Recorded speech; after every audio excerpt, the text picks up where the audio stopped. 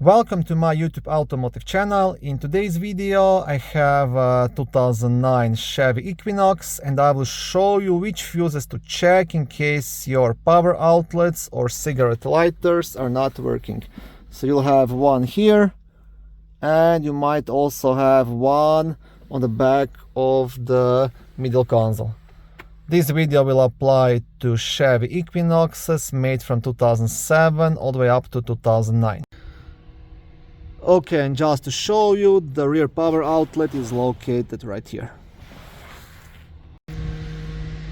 Both fuses are located in the main fuse box under the front hood, which is right here, very easy accessible.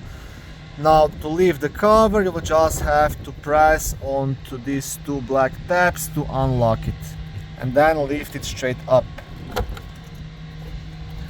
On the back side of the cover you will also have a small fuse diagram, and right here you will have a small black fuse puller which you can use to remove and check any of the fuses.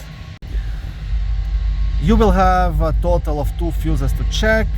Fuse number 3, it's a 20 amp fuse located right here and it's responsible for power to the front power outlet.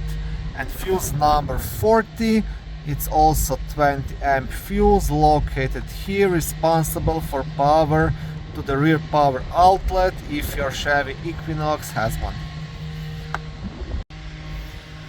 Okay, thank you for watching this short video. I hope it was helpful and educational.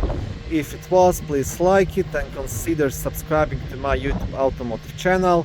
On my channel there is lots of how-to videos, do-it-yourself videos, car reviews, product reviews and other similar automotive topics.